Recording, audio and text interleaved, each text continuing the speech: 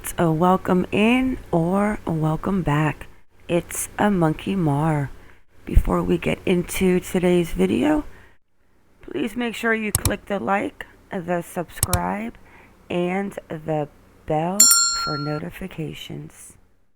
Hey guys, welcome in. I'm going to start off this video with the poll on, I asked, who knows what happened to DeOrr Kunz Jr.? 112 votes, 59% the parents, 5% the mother, 2% the father, 11% the grandfather, 23% says if different, comment below. Let's touch on the comments, and as you see, I have already touched on them, but of course my microphone was muted. So let's do this again.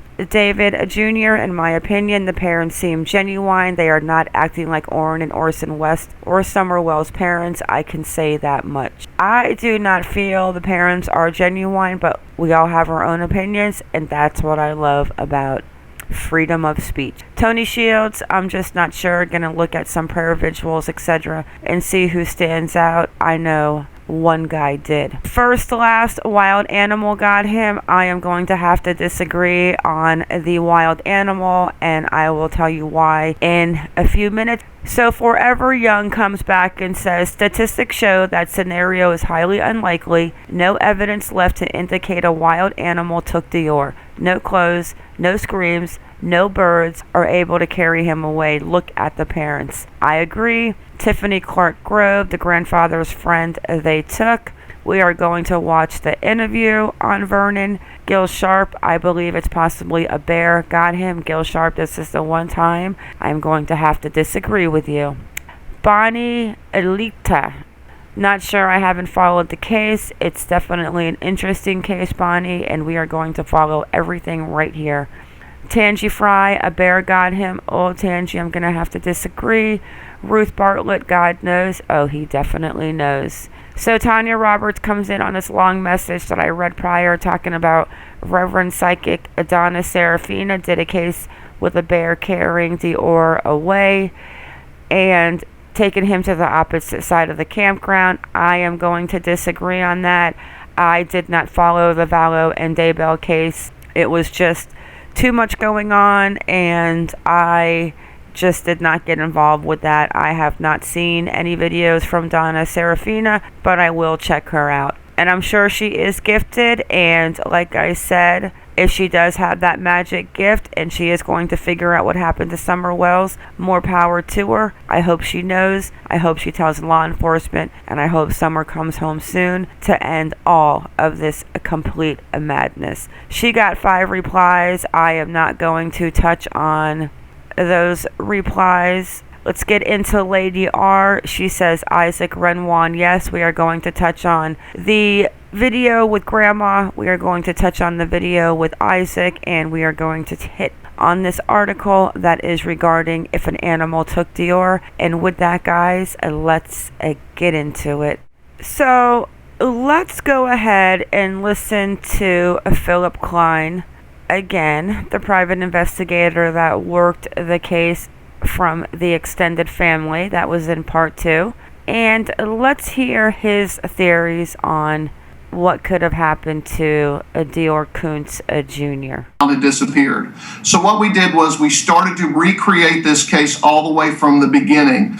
So there were 3 theories that we had come up with in the beginning. First, that possibility that there had been an animal that had possibly gotten the child and killed the child. Second was that it possibly could have been an abduction situation, what we call forced abduction. Or third, it could have been a possible homicide. So what we did was we began to build this case back up. We built the case from the ground level. We've now done over 80 interviews, 500 man-hours of investigation, countless statements, sworn statements, and what we've come up with simply is this. Number 1, there was not an animal that took the child in this situation. Number 2, there was no forced abduction. This includes the Black Rubicon. We can find no corroborating statements. We can find no corroborating witnesses. We can find nothing that can corroborate this. So we are absolutely beyond a reasonable doubt sure that this is not an abduction case. So that leaves us with one last possible theory, that the child could have died up on the mountain either accidentally or possibly with intent. And so now we are sinking our teeth into that part of the case, and we're developing that part of the case. So this part is Grama, and I already kind of listened through it while I was recording her. I put her on 1.5.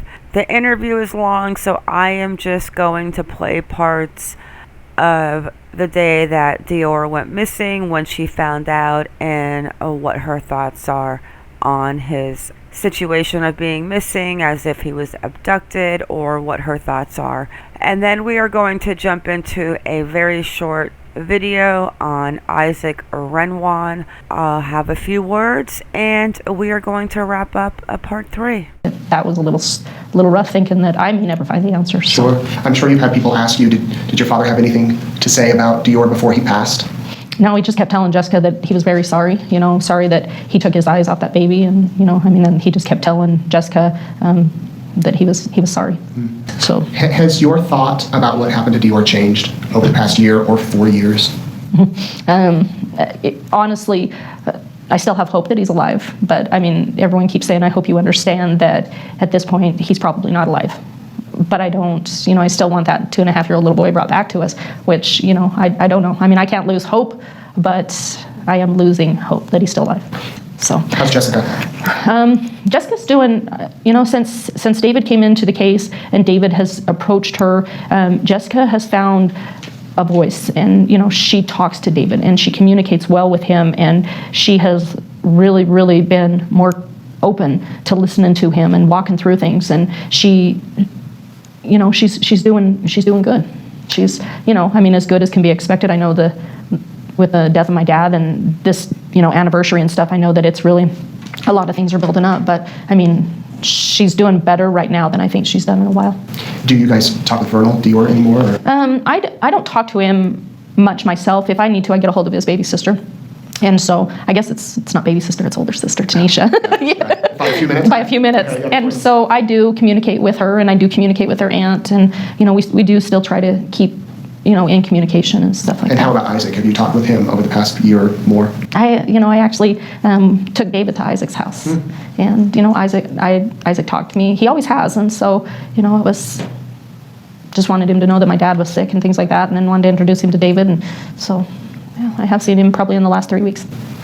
Is there any misconception or any rumors or anything you've seen that you want to clear up that might have sprouted up over the past year or so?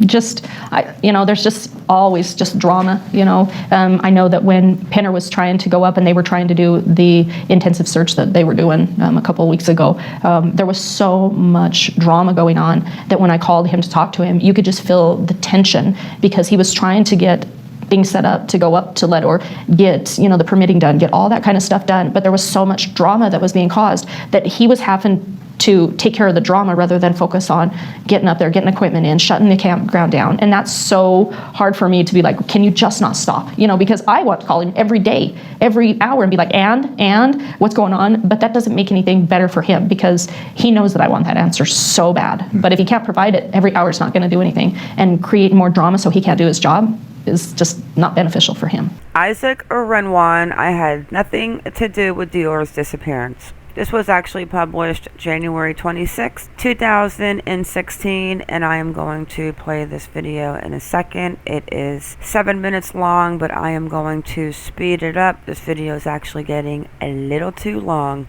So Isaac Renwan, we know, the friend camping with DeOrr Kunz Jr. and his family the day the then 2-year-old boy disappeared, is speaking out for the first time. Renwan has been called a person of interest in the case and hasn't spoken publicly about what happened the day DeOrr vanished during a camping trip in Leadore. Renwan agreed to an interview the day Lemhi County Sheriff Lynn Bowerman announced DeOrr's parents, Jessica Mitchell and DeOrr Kunz Jr. and DeOrr Kunz Sr. are now considered as suspects in the case. I know I said I was going to look into Jessica's background, but this video is getting a little bit too long, so I am going to touch on that in part 4, and then on my live on Monday, I am going to go ahead and speak about little DeOrr, and I am going to go through some videos with you guys, and after you watch these videos that I have put together, I am curious to hear what your thoughts and opinions are after that. So let's go ahead and check out this video. I'm Nate Eaton with EastIdahoNews.com. A few days ago, one of our producers made contact with Isaac Reinwand. He's the man who was camping with the Kunz family up in Leadore the day DeOrr disappeared. Reinwand told us he wanted to share his story and speak publicly for the first time about what happened up on that mountain. So last night, my producer, Stephen Rockefeller, and I sat down with Reinwand. Nothing was off limits, but there were topics that Reinwand's attorney and law enforcement asked him not to speak about. We respect that. And now, here's that entire unedited interview with Isaac Reinwand. What have the last 6-7 months been like for you, Isaac? Really boring, kind of quiet. Not a whole lot to do in Idaho Falls. What have your thoughts been over the past, I guess, today and yesterday when the sheriff released the new information? At first, I was kind of sketchy about talking to anybody, but then, the way the social media has been and everything, I thought, if I talk to the police and everything, maybe everything will cool down a little bit. Maybe they'll get closer to solving this case. Were you surprised that the parents were named as suspects? Yeah, actually, I kind of was a little bit. Why is that? It's just, just because of all the theories and everything that's been going around, it doesn't feel like or seem like anybody knows what's going on. Well, a lot of people thought that you were involved. Yeah, that I am aware of. What would you say to those people that think you somehow had something to do with his disappearance? And I'd say just, a lot of people, they don't know me, so the unknown is scary, so what they don't know, people are afraid of. So I just have to say, just because a person looks some way, you shouldn't judge them just because of how they look. What do you remember what happened up there? I don't want to comment on that. Do you remember the last time you saw little DeOrr? No comment. Okay, but he was up there. Yes, he was. He was up there. You saw him. You know he was there. Yes. And after he went missing, what was it like up there? I mean, I'm sure that all the search and rescue crews showed up to look for him, and then the volunteers showed up. Did you think he'd be found quickly and you'd be able to head on home? That's what I was figuring, that he'd be found, yes. And then when he wasn't, and days turned into weeks, into months, what went through your mind? I thought maybe he was abducted, or I didn't really know what to think. Mm-hmm. But you had nothing to do with it? Exactly. Do you know anything as far as Robert Walton, the grandfather? All I can say about Robert Walton is he's always been a good friend to me. We've gone fishing on fishing trips many occasions, camping, so. And you guys met before all of this took place, right? That's correct. And are you still friends today? I haven't heard from Walton all winter long. Have you heard how his health's doing? We heard it's not doing very well. That's what I've heard. I heard he's on oxygen, so. Do you think that how has this experience kind of changed your life? Has it? A little. I'm a little bit more, I'm trying to be a little bit more skeptical about what's going on around me and the public. It's just people can change at the blink of an eye, and you don't even realize until it's too late. Did you lose any friends over this? I'm sure I have, but right at this point, I'm not sure who. That's something I'm going to have to figure out down the road. Do you have any idea where DeOrr could be? I do not. I guess you're hoping he's found. Yes, I am. But a lot of people have these theories that you, like I said, that you had something to do with it, that you're the man behind this. I generally try to be nice to everybody, try to be a good guy, try to help people out as much as I possibly can. If somebody's in a bind and they need a place to stay for a day or a couple of days, I try helping people out with that too. I fix bicycles and on the side, and I give them away, and so I generally just try to be a good person to everybody. So we're hearing from you for the first time. Is there a reason you've wanted to be quiet? It was mostly just because of how the social media was reacting, and my attorney, my lawyer, always said it might be better thought not to say anything until they know exactly what's going on in the case. Any idea where it goes from here? Hopefully I'm gathering they'll be able to solve this case within, the next week, the next month, and we can all put this behind us and move on. Are Jessica and DeOrr your friends? Did you know them before all this? No, I did not. And so you really only spent a couple hours with them once you got up there? More like a couple days. A couple days, all right. Where were you when you first heard that someone was missing? What were you doing? And what was going through your mind as soon as you heard that? Were you fishing? Was I fishing? Yeah, were you downstream when you heard? Yeah, I'm not supposed to disclose any information still. I've been asked not to. I guess that will all come out in court. Exactly. How has it been knowing in your mind what you know, what police have told you, and not being able to tell anyone? I mean, have you kind of been saying, why is everybody picking on me? I felt that kind of way, and then I thought too, it's just because the way the media sees it and everything, looks like I haven't been cooperative with the police, and they don't know what's going on. But that's not true, you're saying? Right. If DeOrr and Jessica were arrested today, what would you say? I said I would really be surprised because I wouldn't think people would do, somebody like those two would do something like that, So all along you thought they didn't really have anything to do with it either? Right. I thought maybe, he got abducted or a wolf maybe, or something might have drug him off. That's what my opinion is. Did they ask you to have a story? Did DeOrr and Jessica coach you? No, they did not. So they just came back and said he's missing, search and rescue shows up, and you're doing your thing? Did we miss anything? Anything you want to say? No, there's nothing else that I would like to say. I'm good. I do not think an animal took him. I do not think he was kidnapped in that remote area. I know one of those four know what happened. Great-grandfather has passed away. So he is obviously, if he did know what did happen to DeOrr, he took it to the grave with him. But I did find the discrepancy. So I think it might have been a typo in the other article, but it says here, according to a salmon search and rescue news release, the 911 dispatch center received a call from family members at 2:35 p.m. on July 10th that their 2-year-old son had gone missing from their camp. The family told authorities he had been gone for an hour. My dad was standing there watching him, and he turned his head, and then DeOrr was gone, Clegg said. It appears like he just vanished. No kid just vanished. The child was described as having a shaggy blonde hair and wearing a camo jacket, wearing blue pajama style pants and cowboy boots. So it's not a camel jacket.